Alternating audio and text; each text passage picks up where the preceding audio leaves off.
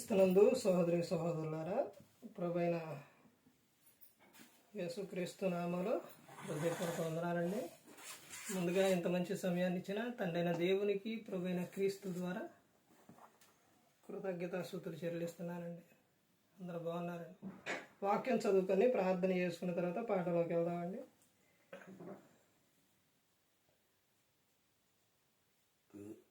లూకా గారు రాసిన సువార్త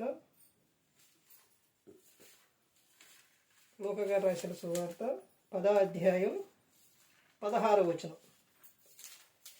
నీ మాట వినువాడు నా మాట వినును, మిమ్మును నిరాకరించువాడు నన్ను నిరాకరించును, నన్ను నిరాకరించువాడు నన్ను పంపిన వారిని నిరాకరించును. ప్రార్థన చేస్తాను. పరలోకమందున మా తండ్రి, పరిశుద్ర ప్రేమ గల తండ్రి, గొప్ప తండ్రి, యెహోవా తండ్రి, మీ ప్రియకుమారుడు యేసుక్రీస్తు ప్రభువారి ద్వారా కృతజ్ఞతాస్తుతులు చెల్లిస్తున్నాము నాయన. రాత్రి వేళ కూడికంతట్లో మీరు నడిపించండి. వాక్యం బోధించుండగా ఈ లోక సంబంధమైన జ్ఞానంతో కాకుండా మీ జ్ఞానంతో మాట్లాడే భాగ్యం దయచేస్తారని మా ప్రభువైన యేసుక్రీస్తు నామమున వేడుకుంటున్నాం తండ్రి. ఆమేన్. ప్రభువైన యేసుక్రీస్తు నామములో హృదయపూర్వక వందనాలండి. దేవుని కుమారుడు యేసుక్రీస్తు ప్రభువారు ఈ లోకానికి వచ్చిన తర్వాత పరలోక రాజ్యం సమీపిస్తుంది కనుక మారుమనసు పొందమని ప్రకటింప మొదలుపెట్టారు. అంశం: నూతన సంవత్సరంలోని నీవు సిద్ధపడాల్సిన విషయాలు 7 విషయాలు. ఈ నూతన సంవత్సరంలో నీవు కలిగి ఉండవలసిన 7 విషయాలు. నూతన సంవత్సరంలో ఏం కలిగి ఉండాలి? 7 విషయాలు. అందులోని మొట్టమొదటిగా ప్రతి ఒక్కరూ కూడా కలిగి ఉండవలసిన విషయం ఒకటి ఏంటనంటే, యేసుక్రీస్తు ప్రభువారి పట్ల ఏం కలిగి ఉండాలి? ప్రేమ. దేవుని పట్ల భయము, భక్తి. దేవుని పట్ల నువ్వు మొట్టమొదటిగా ఏం చేయాలంటే దేవుని పట్ల భయము, భక్తి కలిగి ఉండాలి. తర్వాత యేసుక్రీస్తు ప్రభువారి యందు ప్రేమ కలిగి ఉండాలి. పరిశుద్ధాత్ముడు మాట వినాలి. తర్వాత నీలో ప్రార్థన ఉండాలి, వాక్యం ఉండాలి, ప్రవర్తన ఉండాలి. ఇంకా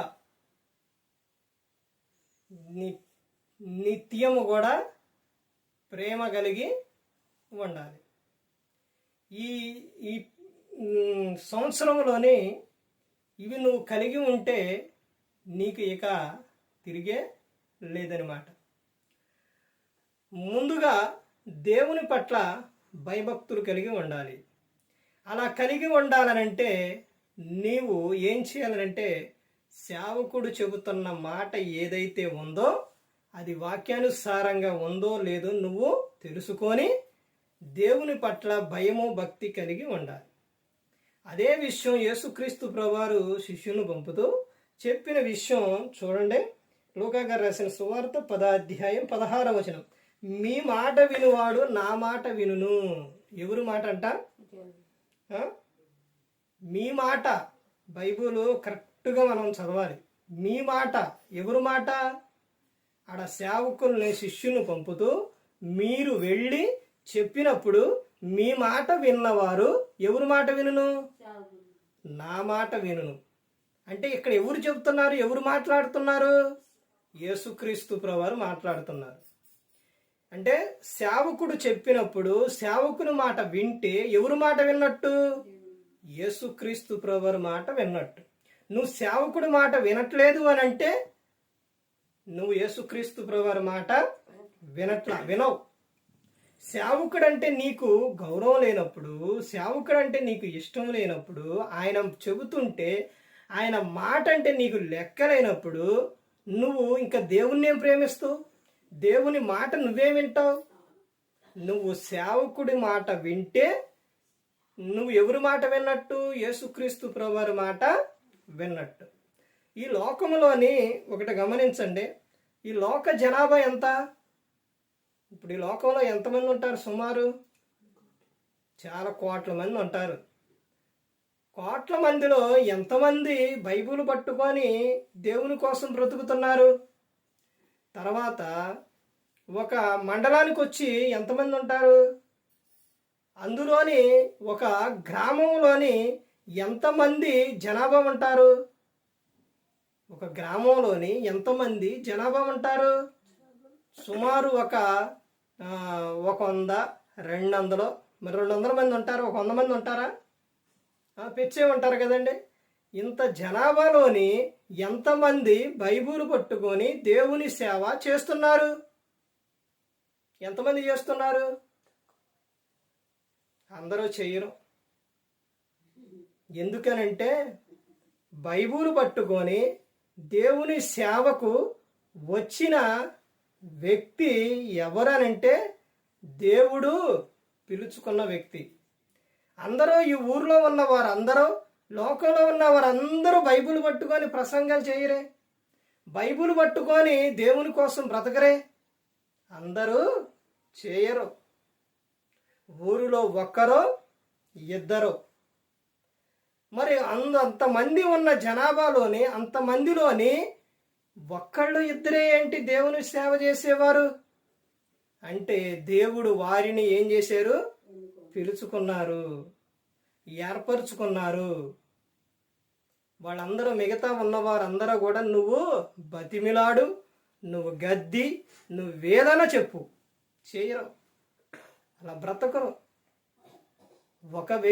దేవుడు ఒక వ్యక్తిని పిలుచుకుంటే, ఏర్పరచుకుంటే తాను బైబిలును వదిలిపెట్టడు, ప్రభువుని వదిలిపెట్టడు. అంతమంది, ఎంతోమంది గ్రంథం మీరు చదివారా?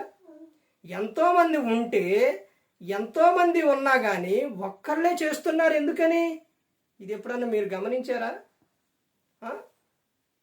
ఇప్పుడు అంతమంది రాజులుంటే దావీదు గారినే దేవుడు ఎన్నుకున్నాడనంటే ఒకసారి ఆలోచించండి. మోషే గారిని కానీ, తర్వాత ఇంకా కొత్త నిబంధనకు వచ్చేసరికి శిష్యులు కానీ, తర్వాత పౌలు గారు కానీ, ఇంత మరి జనాభా ఇశ్రాయేలు దేశంలో ఎంత జనాభా ఉన్నారు? ఎంత జనాభా ఉన్నారండి?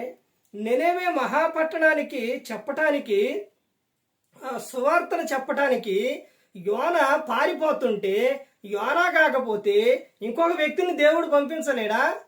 పంపించగలుగుతురు. కానీ అక్కడికి ఎవరిని పంపించాలి? యోనానే పంపించాలి. దేవుడు ఏం చూస్తారనంటే హృదయాన్ని చూస్తారు, హృదయం యొక్క ఆలోచనలు చూస్తారు, వాని క్రియలు చూస్తారు దేవుడు. అర్థమైందండి? ఇక్కడ ఏమని చెబుతున్నారనంటే మీ మాట వినువారు నా మాట వినును. తర్వాత ఇంకా ఏమని చెబుతున్నారో చూస్తే, మిమ్మును నిరాకరించువాడు నన్ను నిరాకరించును. సేవకుని మాటే వినకపోతే నువ్వు యేసుక్రీస్తు ప్రభువారి మాట వింటావా? వినరండి. సేవకుడు చెప్పేది నువ్వు వింటే యేసుక్రీస్తు ప్రభువారి మాట వింటావు. సేవకుడిని నువ్వు నిరాకరిస్తే ఎవరు నిరాకరించినట్టంట? యేసుక్రీస్తు ప్రభువారిని నిరాకరించినట్టు. తర్వాత ఇంకా కింద ఏమని చెబుతున్నారు? నన్ను నిరాకరించువాడు నన్ను పంపిన వారిని నిరాకరించును. సేవకు నిరాకరించును. తర్వాత నువ్వు ఎవరు నిరాకరిస్తావు? కుమారుని నిరాకరిస్తావు. తర్వాత కుమారుని నిరాకరిస్తే ఎవరు నిరాకరించినట్టు? తండ్రి అయినా దేవుని, యేసుక్రీస్తు ప్రభువారిని ఈ లోకానికి పంపించింది ఎవరు? ఎవరండి ఈ లోకానికి పంపించింది? తండ్రి అయినా దేవుడు.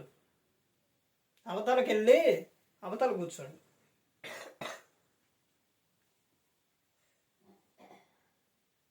తండ్రి అయినా దేవుడు, తండ్రి అయినా దేవుడు కుమారుని పంపించింది. ఇప్పుడు నువ్వు కుమారుణ్ణి నువ్వు అంగీకరించకపోతే నువ్వు ఇక్కడేమని చెబుతున్నా? కుమారుని అంగీకరించకపోతే తండ్రిని అంగీకరించు. సేవకుని నిరాకరిస్తే కుమారుని నిరాకరించినట్టు, కుమారుని నిరాకరిస్తే తండ్రిని నిరాకరించినట్టు. అంటే నువ్వు ఎవరు మాట వినాలి? సేవకుని మాట వినాలి. సేవకుని నిరాకరించకూడదు. ఈ నూతన సంవత్సరంలోని నువ్వు తెలుసుకోవాల్సిన విషయాలు. నాకు ఆ ఒక్క సేవకుడే మాట వింటానండి నేను, ఇంకా మిగతా సేవకుని మాట వినను. అందరూ చెప్పేది వాక్యం కాదా? ఇప్పుడు నువ్వు వెళ్ళే సంఘంలోనే ఆ సేవకుడు వాక్యానుసారంగా చెబుతుండో లేదో నువ్వు ఎప్పుడన్నా గమనించావా? నువ్వు ఎప్పుడైనా రాసుకున్నావా? నువ్వు వాక్యం చదివితే ఆ సేవకుడు ఉన్నది ఉన్నట్టు చెబుతున్నాడు, లేకపోతే నిన్ను పరలోకానికి చేర్చే వాక్యం చెబుతున్నారు, తన లాభం కోసం చెబుతుండో, తాను అసలు ఎలా చెబుతున్నాడు అన్నదే నీకు అర్థం అవ్వాలంటే వాక్యం చదవాలి. పౌలు శీల చెప్పిన సంగతులు అలా ఉన్నాయో లేవో బెరే సంఘం ఏం చేసింది? ప్రతిదినం పరిశోధిస్తూ వచ్చింది లేఖనాలనే.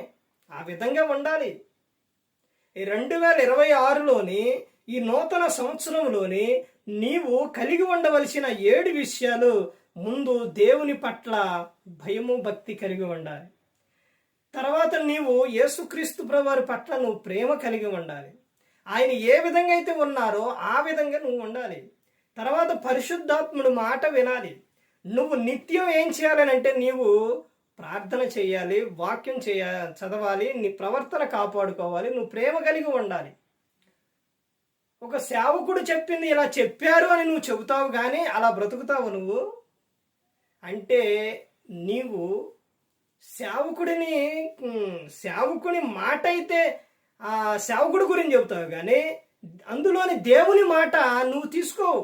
అంటే నీకు దేవుని పట్ల భయము భక్తి ఉంటే ఆ చెప్పిన మాట ప్రకారంగా జీవిస్తావు.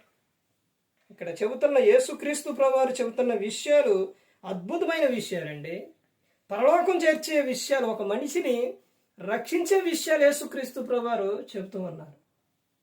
ఇది ప్రతి ఒక్కరూ కూడా గమనించుకొని ప్రతి ఒక్కరూ కూడా దేవుని పట్ల భయము భక్తి కలిగి ఉండాలి, అలా జీవించాలి. ఎవరో ఏదో అంటున్నారని, ఎవరో ఏదో అన్నారని నీవు ప్రార్థన చేసుకోకుండా, వాక్యం చదవకోకుండా, నీ ప్రవర్తన కాపాడుకోకుండా ఉంటే ఎలాగ ఒకసారి ఆలోచించండి. దేవుడు నిన్ను ఈ లోకంలోనికి ఎందుకు పంపించింది? దేవుడు నిన్ను ఈ లోకంలోని ఎందుకు పుట్టించారు? ఆయన కోసం బ్రతకాలండి. సువార్తను చెప్పాలి, అనేకులకు సువార్తనే ప్రకటించేవారిగా చెప్పేవారిగా ఉండాలి. ఈ రోజున నా పని అయిపోయిందండి, నా బ్రతుకు ఇంతేనండి, నేను ఏమి చేయలేనండి, నాకు ఎందుకులేని ఈ రోజున చాలామంది జీవించేస్తున్నారు. కుటుంబాన్ని కట్టుకునే విషయాల్లో స్త్రీ ఏమైపోతుందంటే విఫలమైపోతుంది. ఇదివరకే ఉన్న కాలంలోని బైబిల్ గ్రంథంలో సామెతలో 31:10 నుంచి చూస్తే ఎన్ని అద్భుతమైన విషయాలు ఉన్నాయండి. అలాంటి స్త్రీలు ఎక్కడ కనబడుతున్నారు? కుటుంబాన్ని కట్టుకునే విషయాల్లో, ప్రార్థన చేసే విషయాల్లో, భర్తకు వాక్యం చెప్పే విషయాల్లో, తన ప్రవర్తన కాపాడుకునే విషయాల్లో ఎక్కడ స్త్రీలు ముందుకుంటున్నారండి? నాకెందుకులే, నా భర్త ఏమైపోతే నాకెందుకులే, నా పిల్లలు ఏమైపోతే నాకెందుకులే, నా కుటుంబం కట్టబడపోతేలే, నేను లెగుస్తున్నా, తింటున్నా, నేను ఉంటున్నా, అయిపోయింది మీకు అంతే జీవితం. ఎవరి గురించి కుటుంబ బాధ్యత అనేది లేదు ఈ రోజున. ఒక అందులోనే అక్కడ విషయాల్లో ఏమని చెప్తారు? 31:10 నుంచి చదువుకుంటూ వస్తే, తన ఇంటి వారి రక్షణ కొరకు ఆమె ఏం చేస్తుందంట? జాగ్రత్త కలిగి ఉంటుంది. ఇంటి వారికి చలి తగలకుండే కాపాడుతుంది. ఇంటి వారి ఒక రక్షణ ఆమె ఏం చేస్తుంది? కాపాడుతుంది. అందరూ కూడా వారి ప్రవర్తన ఎలా ఉందో ఆమె జ్ఞానం కలిగిన గుణవతి అయిన భార్య కనిపెడుతూ ఉంది. ఎప్పుడు కూడా అన్ని సమయాల్లో కూడా ఆమె ఎలా ఉంటుందో తెలుసండి. ఎలా ఉంటుందో తెలుసా? దేవుని పట్ల భయము భక్తి కలిగిన స్త్రీ, కుటుంబాన్ని కట్టుకునే స్త్రీ తాను ఎలా ఉంటుంది అని అంటే, అన్ని విషయాల్లో ఎలా ఉంటుంది అంటే దేవుని పట్ల భయము భక్తి కలిగి ఉంటుంది. ఇదిగో నా కుటుంబం దినదినము ఫలించి అభివృద్ధి చెందాలనే విషయాలు ఎప్పుడు హుషారుగా ఉంటుంది, ఆనందంగా ఉంటుంది, సంతోషంగా ఉంటుంది. భర్తను ఎడబాయదో, పిల్లలకు వాళ్ళకి పెట్టే విషయాల్లో, వాళ్ళకి చెప్పే విషయాల్లో తీతుకు రాసిన 2వ అధ్యాయంలో ఎలాగైతే ఉంటుందో అలా కలిగి ఉంటుంది. ఆ స్త్రీ ఆ విధంగా ఉంటుంది. పురుషుడు ఎలా ఉంటాడనంటే తాను ఇంటిలో ఏది కూడా, ఇంటి గృహ నిర్వాహకంలో ఏది కూడా తక్కువ లేకుండా చూసుకుంటారు. ఇవన్నీ కూడా ఎప్పుడు అనంటే ఆయన యందు భయభక్తులు కలిగి ఉన్నప్పుడు. అందుకని ప్రతి ఒక్కరూ కూడా గమనించుకోవాలి, ప్రతి ఒక్కరూ కూడా తెలుసుకోవాలండి. ఈ రోజున సేవకుని మాట నువ్వు వింటే నువ్వు క్రీస్తు మాట విన్నట్టు, క్రీస్తు మాట వింటే నువ్వు దేవుని మాట విన్నట్టు. అర్థమైందండి. అందుకని ప్రతి ఒక్కరు గమనించుకోవాలి, ఏ ఒక్కరు కూడా నశించి నరకానికి వెళ్ళిపోకూడదని యేసుక్రీస్తు ప్రభువారు ఈ లోకానికి వచ్చి మనందరి కోసం సిలువలో తన ప్రాణాన్ని పెట్టి ఉన్నారు.